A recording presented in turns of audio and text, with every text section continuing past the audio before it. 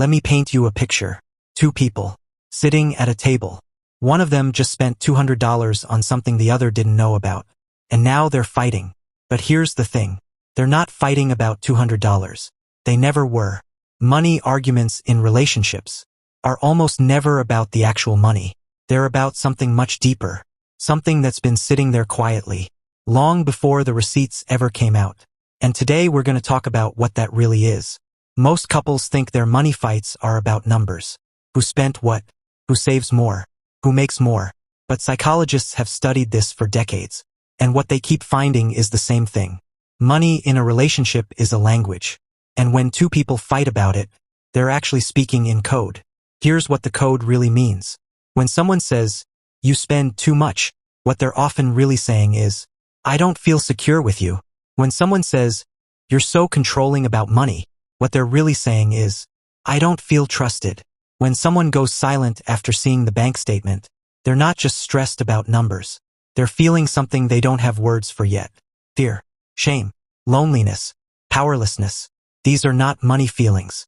These are human feelings. And money just gave them a place to land. Here's where it gets even deeper. Every single person walks into a relationship, carrying their own money story. And that story was written way before they ever met their partner. One person grew up in a home where spending freely meant love. Birthdays were big. Dinners were out. Life felt generous. The other grew up where every dollar was counted, where spending felt reckless, where saving was survival. Now these two people are sharing a bank account, and they're both completely convinced that the other one is wrong. But neither of them is wrong. They're just speaking two completely different languages. And nobody ever taught them how to translate. This is why money is the #1 cause of divorce in America. Not because couples can't agree on a budget, but because they can't agree on what money means, what it represents, what it says about love, what it says about safety, about trust, about the future. And when two people can't find that common ground, the fights never actually stop. They just change topics. So what do you do with this? The most important thing is to have the conversation before the argument starts. Not, "How much did you spend?" but, "What does money mean to you?" Ask your partner what money felt like growing up.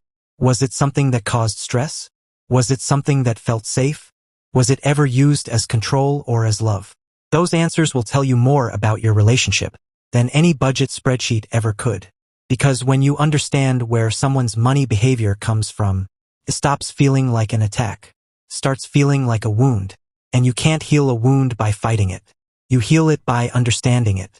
The couples who figure this out stop having money fights, not because they got rich, but because they finally started speaking the same language. And that changes everything.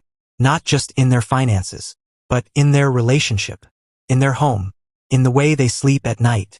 Money can tear two people apart, or it can be the thing that finally makes them understand each other.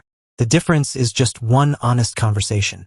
If this made you think about your own relationship with money, hit that like button. Every single week we go deeper into the psychology and the truth behind money, the things nobody talks about but everybody feels. Subscribe so you don't miss what's coming next. I'll see you there.